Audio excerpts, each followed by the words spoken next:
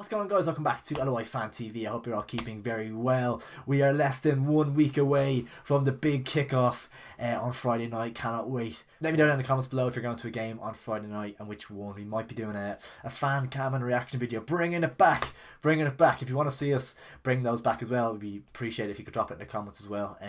But yeah, in today's video, we are, of course, as you can tell from the title, going to be doing a tier list, ranking who we believe won the transfer window. I've got 5 tiers. I don't know if I call them something on screen, A, B, C, D, E. I'm going to have to try and fit 2 clubs in each category based on how I believe they did their transfer business over the winter months heading into the season. Obviously, the transfer window isn't fully closed just yet, but I think it's a fair time to assess it with a couple of days until the start of the season. If you do go on to enjoy the video, make sure to drop a like on it down below. It is much appreciated. And please do subscribe as well. Want to try and boost those numbers heading into the new campaign. We usually do kick off these things in alphabetical order, so we will start off with Bohemians. So I'll be interested to hear what Bohemians fans think of their own transfer window, but I have been underwhelmed to say the least. We are looking at a big list of important departures, such as obviously Jonathan Afolabi is the massive one. Obviously a decent transfer fee in the end for him, but he was such a crucial part of their season last year, and he'll be a massive blow. You also lost likes of Dean Williams, Chris Twardek, Kasper Radziejowski, Christian Novak, Ali Kut. So a lot of players that would have had a big enough impact on their season last year. And they've brought in Dale Rooney, obviously Rob Cornwall, Sten Reincourt, Martin Miller and Michael Lylander. 3 players from Floor Tallinn in Estonia. So they look very light. I think Bows fans will say the same. They look very light in a lot of areas coming into the new season, and it's less than ideal. I've seen Declan Devine say that they don't want to bring in players for the sake of it. They want to maybe give the young players a chance this season, and they've kind of tied players down to longer deals, but they're still very light in a lot of areas, and they don't really scream to me that they have enough quality to kick on from last year. I think they could actually potentially drop down from, I think they finished in 6th. I think they could potentially drop down unless they bring in a couple of high profile good signings. So yeah, I'm worried about Bows this season, to be honest. And for me, I think it's a no-brainer. I think I have to put them in E here. I think I have to put them in the bottom tier, unfortunately. Defensively, they look very light. I think it's maybe 2 centre backs in the squad. The fullback areas doesn't look overly full either. And of course, they're taking a risk by bringing in 3 kind of unknowns, 3 players that no one in the League of Ireland has really heard of before. I think a lot of people, both sides, maybe point to Marcus Poom, who came in from Estonia, did well at Rovers last year, but it's still a risk bringing in 3 players from Estonia. So they really do have to hit the ground running for both to have a good season this year. And it's just a big ask, and I'm not overly convinced that they will do so. It seems like kind of there's a little bit of tension at Bows. Maybe obviously last season was very disappointing towards the end, and obviously they haven't really recruited well enough to kind of give them that boost heading into the new campaign. So yeah, for me, Bohemians in the bottom tier, in tier E. Next up we have Derry City, who have lost a couple of players, Keane Kavanagh, Brandon Kavanagh, but no one really of massive importance, and they've been relatively quiet. I think probably the quietest team in the transfer window so far. They've brought in 2 good players in Daniel Kelly and Pat Holman, 2 players that they will hope can kind of boost them into challenging for the title next year. Am I convinced that they will propel Derry City to a title? No. If I'm being perfectly honest, I don't think so. But obviously Daniel Kelly and Pat Holman, they're experienced players, they're proven in the League of Ireland, so they will add something to the squad in that final third. Of course they will. Will Pat Holman score enough goals? It's hard to know.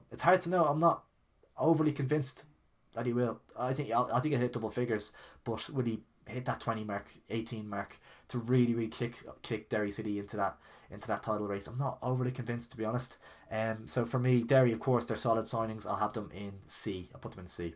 Next up we have Drogheda United, and I've been really impressed with the Drogs business, to be fair. I think they've recruited really well. They obviously brought back a couple of players that used to play for them, Andrew Quinn and Connor Kane, who are really solid players. Obviously had the year with Shells.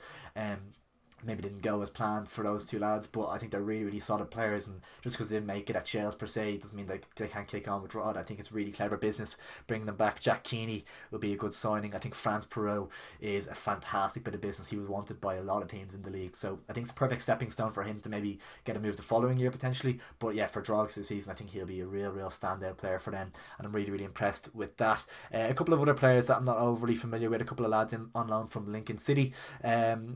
Dave Webster coming in to give them experience at the back, and a couple of other players as well. So yeah, I think I'm really impressed with Drogheda. They haven't lost, bar maybe Dale Rooney, they haven't, and Conor Keeley of course as well, but they haven't really lost a whole lot. And I think what they've lost they've replaced really well, considering the budgets that they have there, and I think they've tied down the manager to a nice long-term deal as well. So it's all really positive for Drogheda at the moment, and I'm tempted to put them in 8th, to be fair, all things considered, but I will probably just opt to put them in the level below, which is still really good. I'm going to put them in B.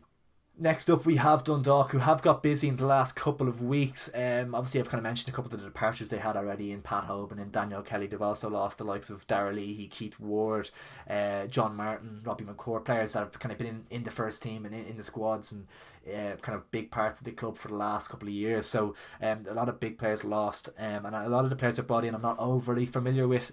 Cohen Ostenbrick from FC Eindhoven, Robbie Mahon in from Motherwell, Ross Munro, I think he's a keeper, in from Ross County. They've got a loan in from Rotherham United. Jamie Walker's come in. A lot of loans, a loan in from Lincoln, a loan in from Huddersfield. So it's really tricky to know how Dundalk's business will do.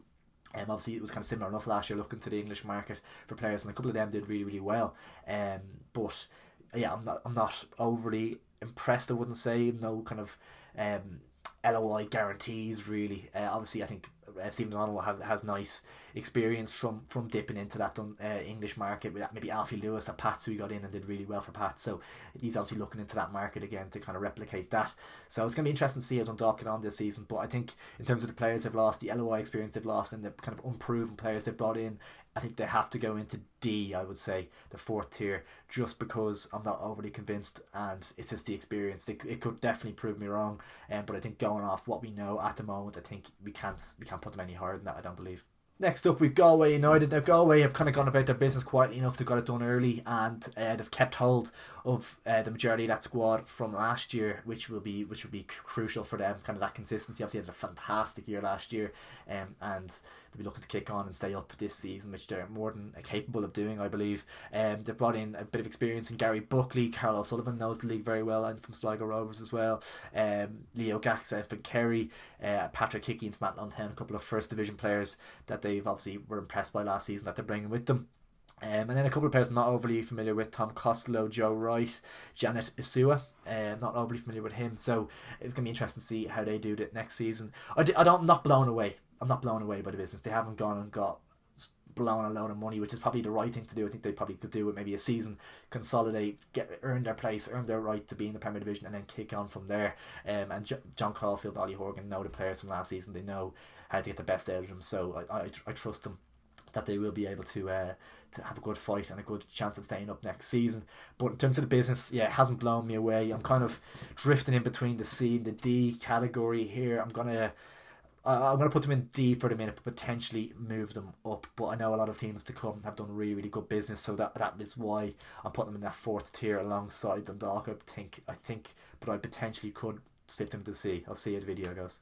The Shamrock Rovers up next, and they've done some really good business. I've been impressed by a couple of their signings, to be fair. They've brought in a couple of really good players in on loan, and they've brought in Johnny Kenny and Marcus Poon back, and I expect them both, especially Johnny Kenny, to really kick on next season. He has that year behind him where probably he didn't set the world alight as much as he would have liked, but I think this season Johnny Kenny could step up again and provide a lot more goals and assists and be a real crucial point for Shamrock Rovers' front three or whatever it is they want to play this season. They've also brought in Lee Stacey, Josh Honahan from Cork, Dara Burns on loan. We all know what he's capable of, so hopefully he can get a nice run in the team. He hasn't had the best time of it at MK Dons, but we all know he's a quality player, a quality young player, and he'll provide a lot of squad depth and rotation, and it just gives him more in that front three again. Him and Graham Burke probably rotating a little bit maybe at times, and then of course bringing back Aaron McAneff.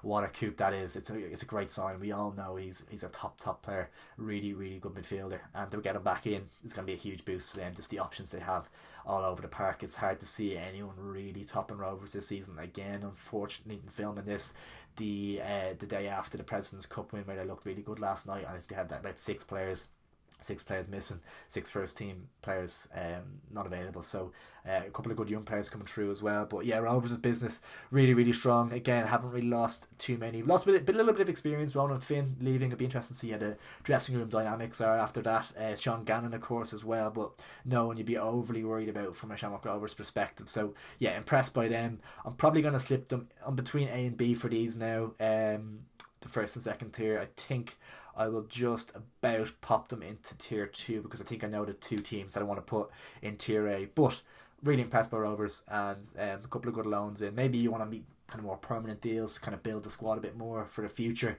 Possibly the only criticism you can have of their business. But yeah, they're brought in a lot of quality and they should be okay again for the title next season, you'd think. We have Shelbourne up next, and this is one of the reasons why I didn't want to put Shamrock Rovers in the A category, because I will be putting Shelbourne into the A category. I think they were expecting it. They knew it was going to happen. Obviously losing Harry Wood, Will Jarvis and Jack Moylan, and 3 crucial players to ensuring them getting European football at the end of last season. They were so important, and the fact that they brought Will Jarvis back in, who I expect to kick on again next season. You can see glimpses and of his ability last year. He scored some really, really important goals. I think he's going to be one of the best wingers in the league next season. I think he's such a fantastic player, and it's massive for Shels to get him back. I think that's a really, really good bit of business. Liam Burt in on loan as well. He's another player that didn't get the game time he wanted at Shamrock Rovers last year, but we all know exactly what he's capable of. And if there's any manager in the league that can get the best out of a winger, you'd feel it would be Damien Duff. I think Liam Burt's going to kick on again next season at a different dynamic to Shels. Interesting to see where exactly he plays. Obviously, I think him and Will Jarvis do like to both play off the left, so whether one goes to the right, one goes to the centre, it's going to be interesting to see how Shels do it.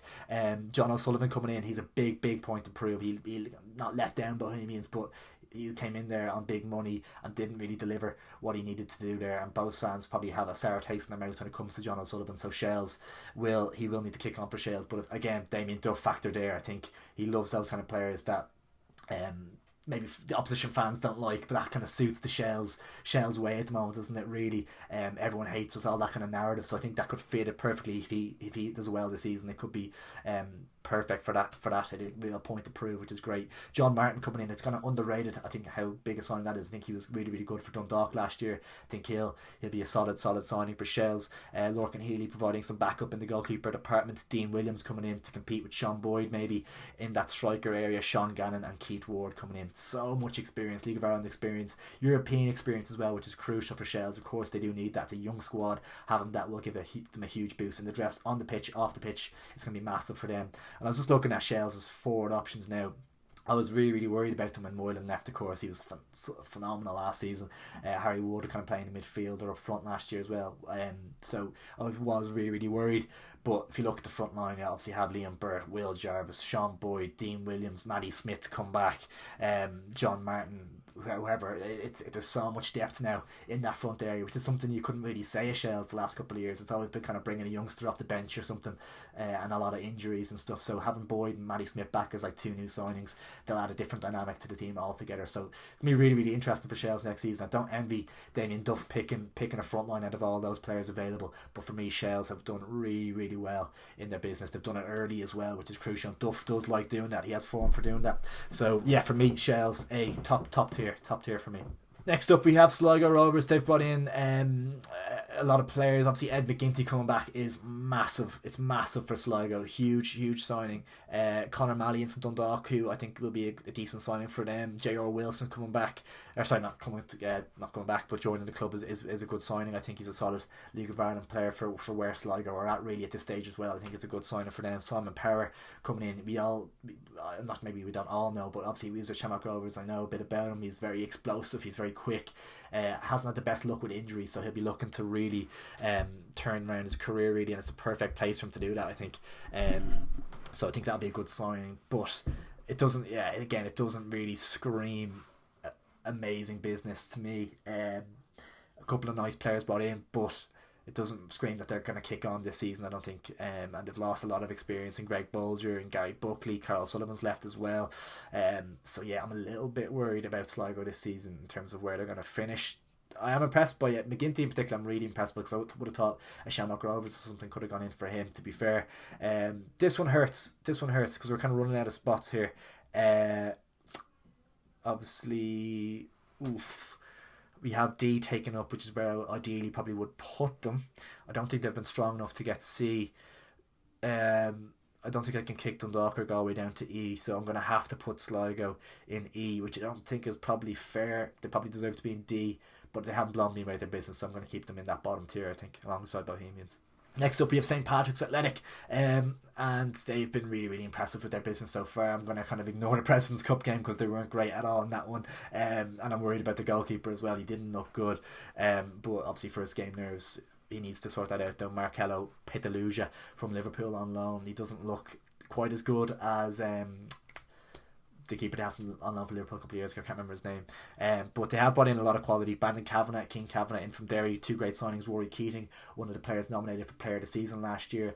I think the St. Pat striker curse is kind of real, isn't it? I guess they haven't really had a proper quality striker since Christy Fagan, really. I'm thinking maybe off the top of my head, it's probably someone else, but there's been a bit of a striker curse at St. Pat's, and that's just sitting in my head with Rory Keating a little bit. Aaron Bolger, I like him. I think he's a good player. That's a good signing. Connor Keeley from Drogheda, him alongside Joe Redmond is a really, really formidable centre-back partnership, and they've also brought in competition for them in Luke Turner from Cliftonville, who was highly wanted a lot in the league. I think Bohemians were looking for him as well, and I think he was about 80 grand he costed, so a nice chunk of change spent on him. Bohemians probably should have just gone and got him with that Jonathan Afolabi money, to be fair, but obviously the Pats are in a much better place, so from a point of view of his point of view, he probably wanted to go to Pats instead. So they provide competition there. A couple of other loan in from Hull, Alfie Taylor as well. Don't know much about him, but Hull City loans have been good in recent history from in the League of Ireland. So he could be a good player. So yeah, for me, I'm impressed by Pat. I'm ignoring the President's Cup game. I'm going to imagine that the keeper will improve off that first outing. So for me, I'm going to put Pats in A. I think they're very tight with Rovers probably to get into that top tier. But yeah, I'm going to leave St. Pat's in that top tier, I believe. And finally, we do have Waterford. Keith Long's side have made a couple of impressive signings since coming up. They have lost, of course, Ronan Coughlin, which is a massive, massive loss. So no one else really stands out in the loss list. Maybe Roland Didowu, who's a good player, a really good player, out to Shrewsbury Town. But Ronan Coughlin is the big one. He's actually hit the ground running at Fleetwood Town as well. But yeah, I don't know how many goals he scored off the top of my head last season, but it was a phenomenal figure. And he was a huge part of their promotion campaign. And he's going to be a massive, massive loss.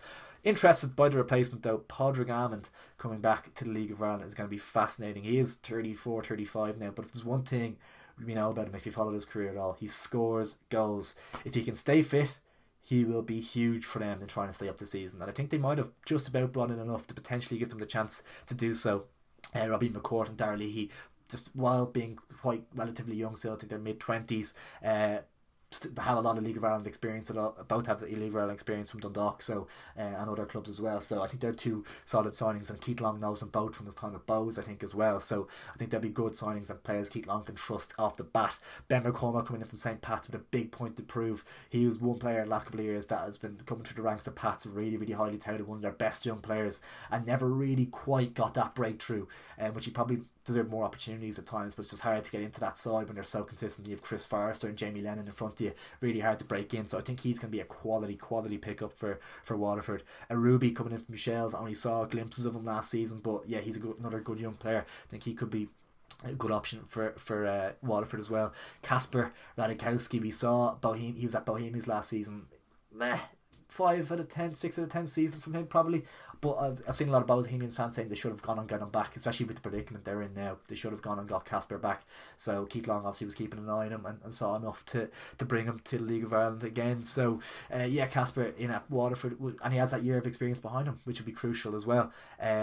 So yes, and another loan in from Poland, a loan in from Fleetwood, so we'll see how they get on. But I'm relatively impressed by Waterford's business. I think they've done well, and I think Padraig Amond is the big one. If he hits the ground running, if he can stay fit, it could be a shrewd pickup. He could hit 12, 15 goals maybe next season, but he could also be an Owen Doyle type, kind of past his prime, and it's hard to know. It's really, really difficult to know, but I think it's obviously worth a punt on him. They obviously needed a goal scorer after Coughlin left, and there's not a plethora of options in the League of Ireland to go and grab. Maybe they have their eyes on Peru, for France Peru, for example, someone like that. So yeah, I think they've done well. I think they've done well. I'm going to slide them into C. I'm quite impressed with their business. That might be a touch. I'm tempted to swap Galway and Waterford, or drafted around a little bit there, but I think I'm going to stick with it. I'll stick Waterford and see. I think they've done solid business. Well, guys, there you have it. My tier list of this winter's transfer window. Obviously, it's not fully done just yet, but that's my tier list there. I had to pick 2 teams in each tier, which wasn't easy. But I do want you to let me know down in the comments below what you think of my tier list and which teams you would swap around. It'd be great to hear what you have to say. Please drop a like in the video if you did enjoy, and if you are new around here, make sure to subscribe. Plenty more content coming ahead of the new campaign, which I'm really excited for. I cannot wait for Friday night. It's so close now. It's been a long wait, but we're nearly there. Thanks a million again for watching, guys, and I'll catch us in a bit.